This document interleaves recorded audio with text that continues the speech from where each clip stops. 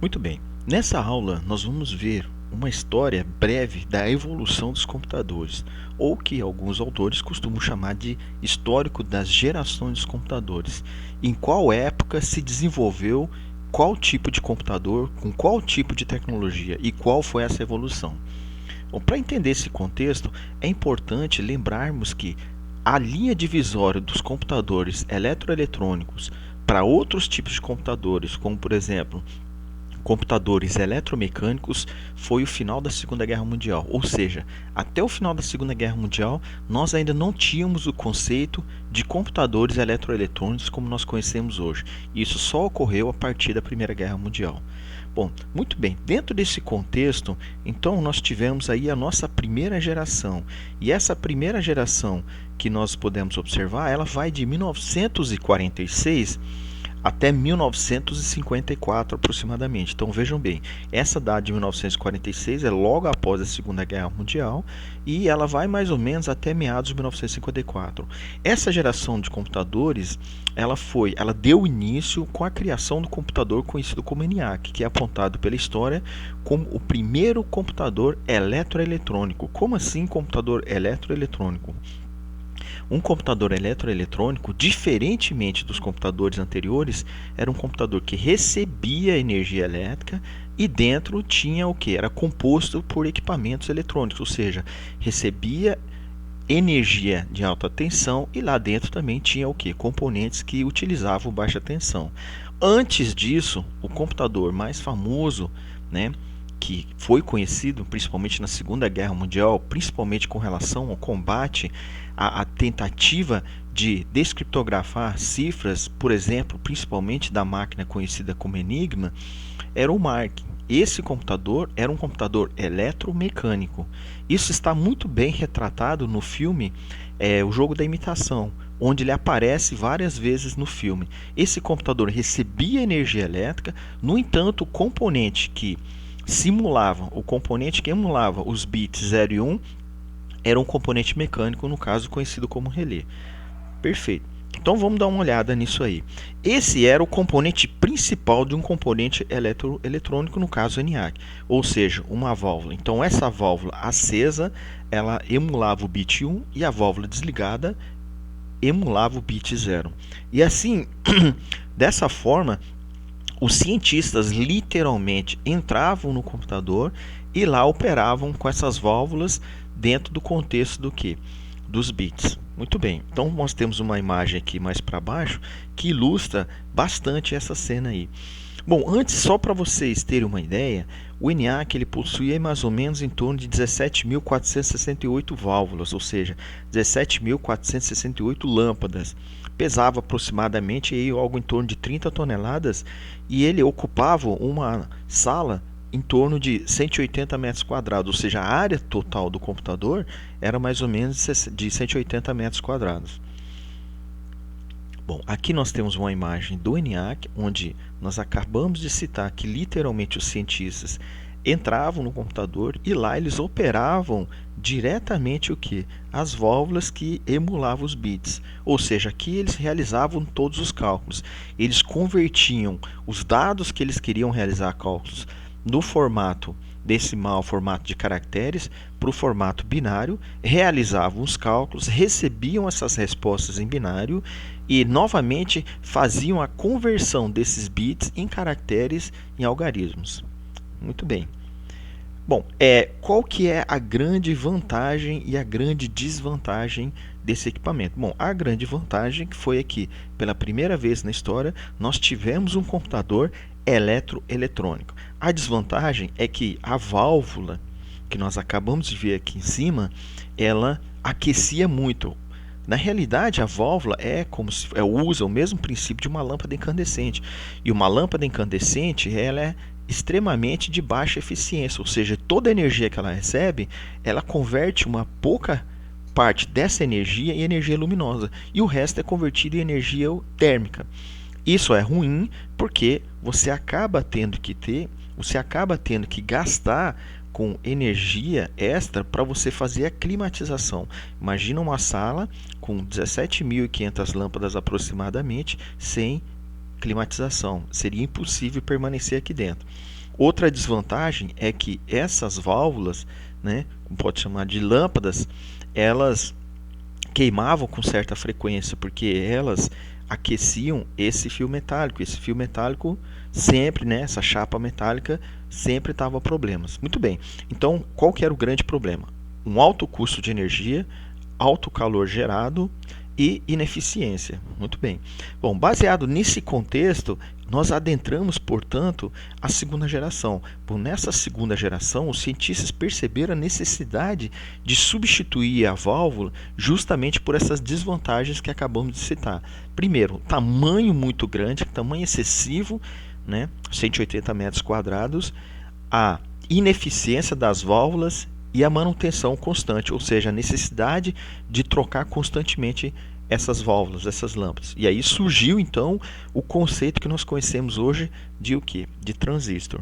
Muito pelo contrário, como se possa imaginar, ao contrário do que se possa imaginar, o transistor não foi criado pelos japoneses. O transistor foi criado pelos americanos, especificamente por dois cientistas de uma empresa conhecida como IBM, International Business Machine. Hoje ainda uma das maiores empresas de tecnologia do mundo. Muito bem. Qual foi o mérito dos japoneses? Nós vamos falar isso na terceira geração.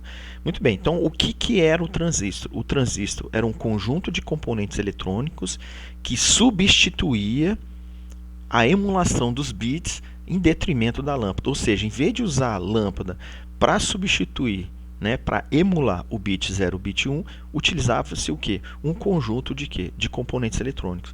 Qual que é a vantagem? A vantagem é que esses componentes, por serem menores, bem menores, ocupavam muito menos espaço. Então conseguia-se colocar vários transistores em o quê? Em um mesmo espaço, significativamente bem menor do que o NA, que nós vamos ver nas próximas imagens. Outra vantagem, o consumo, por serem componentes eletrônicos, o consumo de energia era bem mais baixo. Outra vantagem, não necessitava de uma manutenção tão constante como o das válvulas, ou seja, esses transistores não queimavam, não estragavam com tanta o que? Frequência como as válvulas. Isso tudo representou um grande ganho na era da computação. Por isso, quando a gente tem uma transformação muito abrupta, uma transformação muito significativa, nós geralmente comentamos como que uma troca de geração, ok? Então, a segunda geração ela foi de 1955 até meados de 1964. Muito bem, então vamos dar uma olhada no que é esse transistor. Isso aí é uma placa contendo transistores. Então, na realidade, isso aqui todo não é um transistor, é uma placa de circuitos, né, onde cada um desses conjuntos aqui representa um transistor. Bom, essa placa aqui, ela tem mais ou menos algo em torno de dimensões comparativas, o tamanho da palma de uma mão. Ou seja, uma lâmpada, né, uma válvula que ocupava também mais ou menos a mesma dimensão, aqui no caso emulando um bit, eu tenho com a mesma dimensão 1, 2, 3, 4, 5, 6, 4 por o quê? 4 por 3, 12 transistores na mesma dimensão. Ou seja, na mesma dimensão, com o mesmo tamanho, onde antes com uma válvula eu conseguia emular apenas um bit, agora eu consigo emular 12 bits. O que isso possibilitou? Isso associado ao baixo consumo, baixa geração de energia térmica, porque esses componentes são mais eficientes, ou seja, todo o consumo que eles recebem de energia, por ser baixo, então eles liberam baixa energia térmica também. Então tudo isso aí associado permitiu que o ser humano conseguisse naquela época construir computadores nesse porte, ou seja, olha só, vamos comparar a diferença de um computador que ocupava 180 metros quadrados com um computador que ocupa aí algo mais ou menos em torno de uns 3 metros aí por 2 metros de altura, então 3 metros de largura por 2 metros de altura, né? Então, ou seja, agora já temos uma área aí mais ou menos de uns 6 metros quadrados, então um ganho muito maior. E além do ganho com relação à questão de espaço, houve também ganho com relação à quantidade de processamento. Por quê? Porque agora eu consigo colocar em um espaço menor uma quantidade muito maior de transistores. Se eu tenho uma quantidade muito maior de transistores, então eu consigo realizar o que? Muito mais cálculos, ok? Uma rapidez maior. Isso aí são exemplos de dois computadores naquela época, o IBM 1401 e o IBM 1620. Como que eram realizadas as entradas nos computadores? Naquela época, as entradas nos computadores eram realizadas direto aqui pela lâmpada. Você emulava os bits aqui, você acendia, desligava e você fazia com que o computador realizasse os cálculos. E aí aqui no painel ele aparecia o resultado. Quando a gente foi para essa segunda fase, nessa segunda fase aqui, ou seja, nessa segunda geração, utilizava-se meios de entrada como fita perfurável ou espécies de fita cassete, e essas fitas cassetes guardavam, ou fitas, né, parecidas com fita cassete, guardavam, armazenavam os dados de forma magnética. Então, basicamente, nós tínhamos duas formas de entrada de dados ou saída de armazenamento de dados: as fitas perfuráveis e as fitas magnéticas. Um filme que retrata muito bem isso aí e que já foi indicado para vocês é o filme Piratas do Vale do Silício. Então, nesse filme mostra exatamente como a equipe do Bill Gates programava, né, e guardava esses dados programados em fitas perfuráveis, onde nessas fitas os furos representavam 1 e o não furo representava bit 0. Então, assim, encaminhava-se, né, escrevia-se o código aqui, exibia essa máquina, ele emitia uma fita perfurável, colocava-se a fita perfurável aqui para que fosse leito pelo computador e os dados eram computados. Logo depois ele emitia uma outra fita com os resultados perfurados, colocava-se numa máquina de leitura e conseguia-se exibir os resultados. Muito bem, então vamos para frente. Nessa época, pessoal, também surgiram as primeiras linguagens de programação, como o BASIC, que até hoje é utilizado, adaptado em outros formatos, obviamente. O Fortran, que é uma linguagem fantástica, uma linguagem matemática, uma linguagem muito utilizada devido à sua grande capacidade de lidar com números muito grandes e números fracionários com muitas casas após a vírgula. E o COBOL, que era uma linguagem para criar sistemas para grandes mainframes naquela época. Muito bem, então observe a data: 64, 54, 59, mais ou menos nesse período. Então aqui a gente tem uma ideia mais ou menos dos primeiros discos rígidos que surgiram, que nós tínhamos falado que os armazenamentos eram fita perfurável e fita magnética.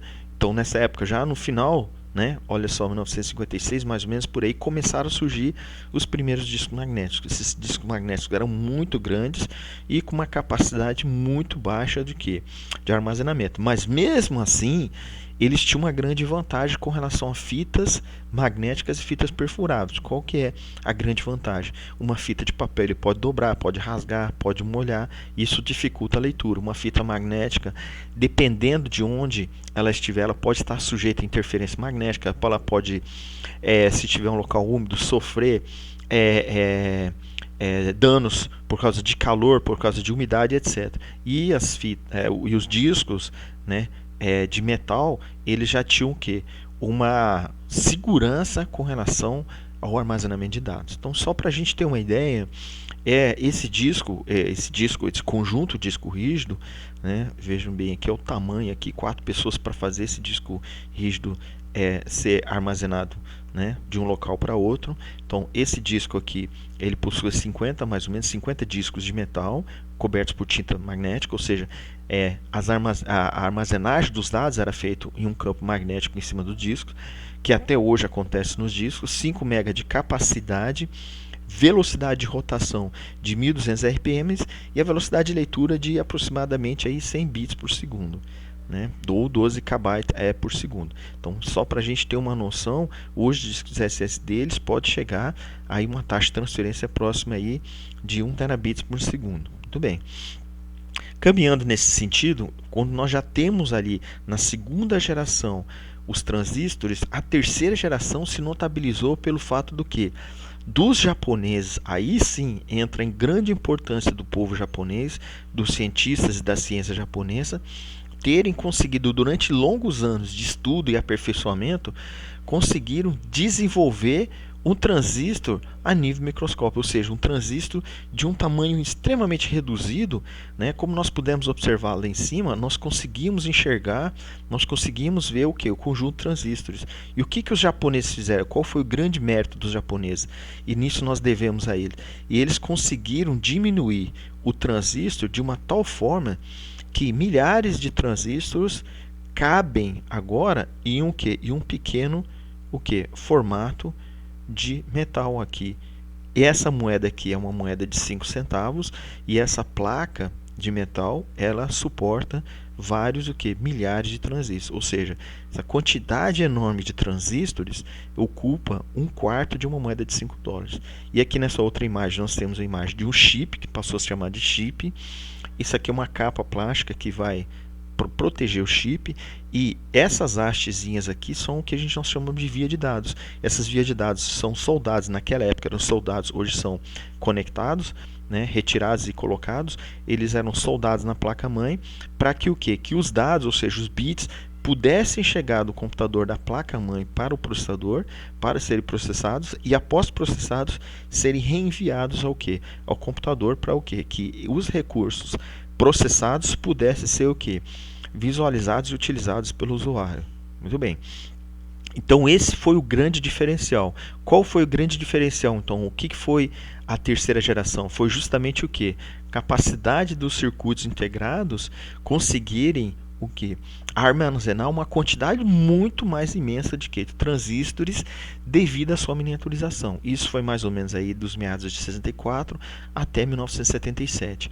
E aí é que é o grande, né, limiar que nós podemos classificar na computação, é justamente esse ano de 1977, que é quando nós migramos da terceira geração para a quarta geração.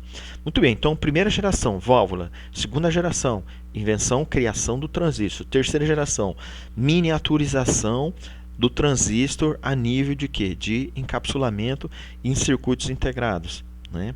E vale lembrar que naquela época os transistores passaram de componentes eletrônicos para o quê?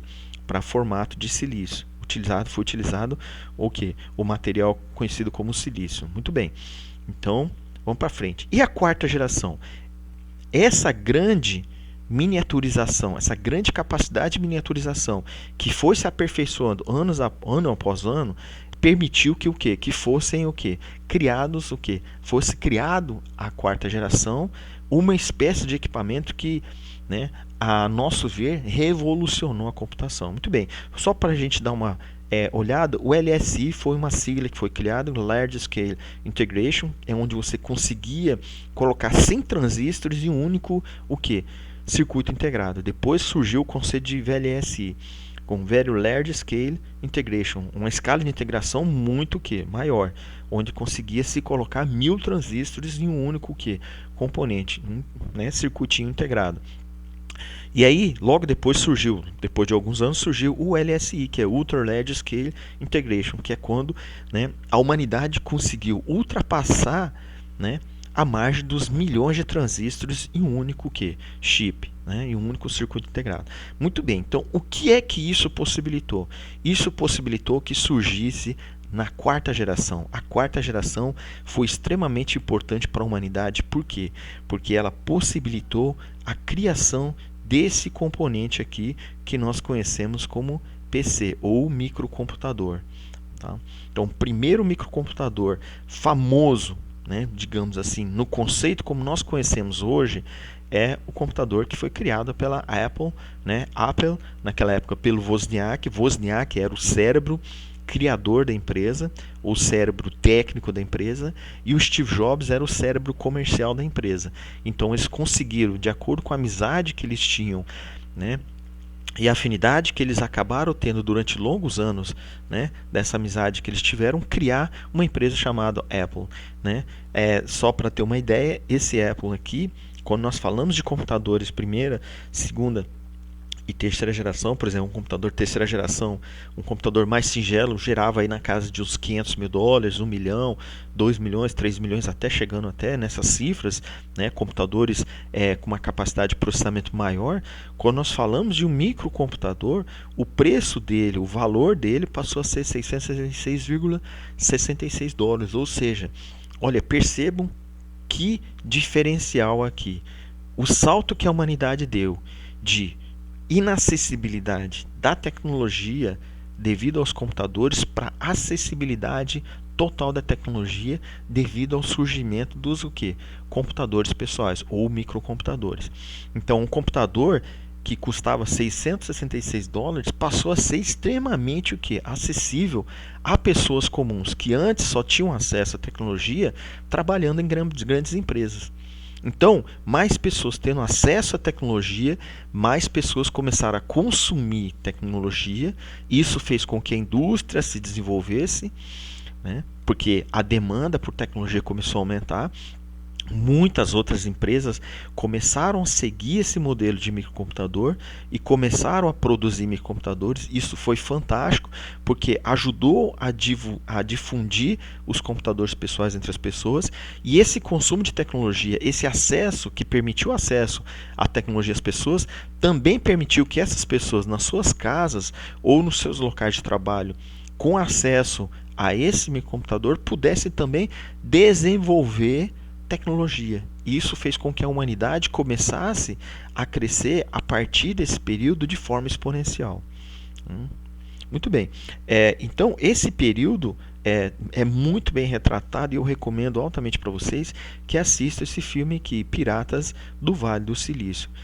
Esse filme ele é retratado de uma forma bastante isenta, né, por uma pessoa isenta que escreveu esse filme baseado na ótica das duas principais empresas da quarta geração em diante, ou seja, da época dos PCs, sob a ótica da empresa conhecida como Apple, né, que era Wozniak e Steve Jobs, que era baseado especificamente, se pautou muito mais no hardware, né, em criação de um hardware, e a empresa conhecida como Microsoft, que foi pautado principalmente pelo seu expoente principal, que era o Bill Gates, que era muito mais pautado, ou seja, sempre trabalhou muito mais na parte de desenvolvimento de software, vindo a trabalhar com hardware muitos anos depois, né? Muito bem, então vamos lá. Então, começaram também nessa época a surgir as linguagens de alto nível. Só para vocês terem uma ideia, lá anteriormente, quando se utilizava as linguagens de baixo nível, como Assembly, né, na época dos cartões perfuráveis, tal, fita magnética, começaram essas linguagens que a gente viu que já tinham sido desenvolvidas na terceira geração, como Basic, Fortran, né, COBOL, eles começaram a ganhar uma sobrevida muito grande. Então, essas linguagens permitiram com que as pessoas começassem a desenvolver o que? Aplicações, começassem a desenvolver tecnologia. Eu mesmo, né, comecei a trabalhar, comecei a programar com uma linguagem conhecida Basic. Naquela época o COBOL estava um pouco acima, já era para programadores que trabalhavam com grandes mainframes, grandes computadores de grande porte. O Fortran sempre foi utilizado muito mais pela academia, para cálculos acadêmicos, cálculos, por exemplo, vamos supor, calcular a rota de uma espaçonave que sai aqui da Terra e vai chegar e vai pousar na Lua, né? Muito por empresas como, né, instituições como NASA, instituições de grande porte que trabalhavam com dados extremamente sensíveis e dados extremamente precisos, né? Tem uma ferramenta que chama MATLAB, que é um toolbox, na realidade, que a gente trabalha com a parte de inteligência artificial, é um toolbox completo na área de inteligência artificial, e esse MATLAB ele utiliza como linguagem de programação o Fortran. Então, ela é uma linguagem de programação extremamente utilizada ainda hoje. Então, muito bem. Então, essas linguagens, elas também foram se desenvolvendo e foram surgindo linguagens novas. A exemplo da linguagem C, que surgiu aí mais ou menos no final de 1969, ali, do ano de 1969, e de 1970 para cá começou a se desenvolver também de uma forma bastante brilhante. E aí também, o importante dessa fase é que sistemas operacionais para mainframes ou computadores de grande porte também foram o quê? Adaptados, né, ou inspiraram o surgimento de sistemas operacionais para computadores pessoais. né? Aí nós temos exemplo, por exemplo, do Unix, né, que deu o que deu, né, surgimento a um sistema operacional conhecido como Minix, né, que foi inspirado no Unix e que inspirou, por sua vez, o Linus Torvalds a criar um sistema operacional conhecido como Linux. E aí nós tivemos os próprios sistemas da Apple, né, a Apple, né, criou seu próprio sistema, macOS, depois virou o macOS, que é inspirado hoje em dia, ele é baseado totalmente em Unix. Aí nós tivemos o FreeBSD, que hoje é um Unix voltado para computadores pessoais, e aí vai embora, uma infinidade de sistemas operacionais. E o próprio que? O próprio sistema operacional mais conhecido na época dos computadores pessoais, que foi o MS-DOS, né? DOS vem de Disk Operation System, MS de Microsoft, e que depois deu origem ao principal sistema operacional utilizado até hoje, que é o que? Que é o Windows, Microsoft Windows. Muito bem. E aí a gente foi encaminhando, né? Aí essa melhora, essa evolução, e aí na quarta geração nós tivemos computadores, né, já com o seu próprio sistema de quê? De armazenamento, de discos flexíveis, depois, né, até alguns computadores que, né, foram evoluindo e as pessoas que tinham um pouco mais de recursos compravam já computadores com disco rígido. Ou seja, a quarta geração já possibilitou que os computadores tivessem sua própria mídia de armazenamento. Tanto, né, os discos flexíveis, que a gente chamava de disquete, assim como os discos rígidos, né? Muito bem. E aí nós caminhamos para a quinta geração. O que foi importante dessa quinta geração? Na quinta geração já existia uma lei que era conhecida como lei de Moore, que dizia que cada um ano e meio, a capacidade dos transistores dobrava. Ou seja, só que aí começou a chegar num gargalo na lei de Moore, onde as empresas, né, as indústrias, já não estavam conseguindo garantir, né, naquela época, a tecnologia que eles tinham naquela época, que a cada um ano e meio essa capacidade dobrasse. Né? Isso naquela época. Depois foram descobertos novos meios de litogravura e aquilo lá foi se expandido, né, exponencialmente. Então, naquela época, quando chegou-se no gargalo, os cientistas pensaram: muito bem, então nós temos que criar uma nova forma para que o que? Que os processadores ganhem mais o que? Processamento, sejam mais rápidos. E o que eles pensaram? Bom, no processador nós temos um elemento conhecido como unidade lógica aritmética. Como o próprio nome já fala, ele faz operações lógicas e aritméticas. Muito bem. O que são as operações aritméticas naquela época? Seriam o quê? Adição, subtração, multiplicação, divisão. São os quatro principais. E a ULA, né, faz o quê? Lógica também. Lógica, o que é? A gente trabalhar com portas lógicas para fazer o quê? Aquelas condicionais que a gente está acostumado a criar na programação. Se isso, se não aquilo, né? Enquanto isso, faça aquilo, etc. Tudo isso é realizado lá na unidade lógica. Muito bem. Quando, né, antes da quinta geração, essa ULA era um bloco só, era um módulo só. Então, quando um procedimento, né, quando uma instrução ganhava a ULA bloqueava e não aceitava nenhuma outra instrução. O que os cientistas pensaram? Bom, olha só, nós temos cinco estágios: adição, subtração, multiplicação, divisão e lógica. Por que esses aí eles têm que ficar todos bloqueados se eu tenho só uma instrução de adição? Então, o que eles pensaram? Então, vamos separar cada uma dessas instruções em módulos diferentes.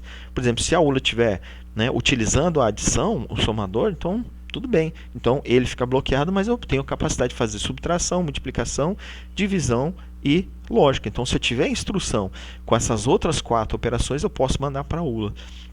E aí foi quando eles criaram o conceito de pipeline. Né? Naquela época, o primeiro pipeline que surgiu é o de 5 estágios. Hoje nós temos processadores pipeline de mais de 40 estágios. Né? Então, isso permitiu que houvesse um salto, né, significativo na evolução dos computadores. Por isso que nós chamamos de o quê? De quinta geração. E ela é considerada até os dias atuais como uma quinta geração. Ainda nós estamos na fase da quinta geração. Alguns autores consideram que a partir da divisão do núcleo, né, do processador, que era em vários núcleos, né, que é o que nós conhecemos como dual core, quadricore, octacore, etc., já pode ser considerado uma sexta geração. Alguns outros autores consideram que a quinta geração, que permitiu que se criasse computadores de 16, 32, 64 bits, né? Nós estamos na geração de 64 bits, ou seja, o processador é capaz de processar 64 bits de cada vez. Quando surgiu o computador né, o processador de 128 bits, esse vai ser a sexta geração. Ainda não se sabe ao certo, mas enfim, a maior parte dos autores considera que ainda se está ou ainda estamos, né, numa quinta geração. Então, portanto, né, essa geração permitiu a criação de computadores cada vez menores e cada vez o que? Mais potentes. É exemplo dos notebooks e é exemplo do que nós usamos com muita frequência hoje, que são o que? Os nossos smartphones, que são computadores no formato bastante o que? Reduzido e que tem uma capacidade de processamento extremamente alta. Então nós já temos aí smartphones de entrada com processador quadricore e inclusive um processador, né, gráfico. Então aí nós temos aí smartphones na linha um pouco mais acima da entrada, octa-core. Então na faixa dos R$ 1.000 você consegue comprar um smartphone com processador de 8 núcleos, né? E um processador gráfico para você jogar, inclusive, né, jogos que exigem uma renderização até de uma certa forma alta, né, que talvez muitos computadores por aí não tenham capacidade. Então, muito bem. Então, isso permitiu que a gente chegasse nesse nível de miniaturização, nesse nível de o que? Alto poder de processamento. E a sétima geração? A sétima geração, alguns autores consideram que é quando nós conseguirmos chegar ao que? A prática, né, da computação quântica acessível a todas as pessoas. Hoje existem computadores quânticos, né? A IBM tem, o Google tem, mais algumas outras empresas por aí tem, mas são o quê? São especificamente computadores criados para realizar determinados cálculos. Ainda não existe aquela concepção de computador quântico para uso modo geral, modo, né, de pessoas chegarem lá, cientistas, realizarem qualquer cálculo. Foram criados esses computadores quânticos para determinados cálculos específicos. Então, modo geral específico, né, não existe um modo geral, só específico. E ainda também não está acessível às pessoas. Né? Aliás, na realidade, não está acessível a praticamente ninguém, só a algumas empresas especializadas em tecnologia que criaram seus próprios computadores quânticos. Muito bem, então essa aqui é o resumo da nossa aula de histórico de gerações e nos vemos na próxima aula.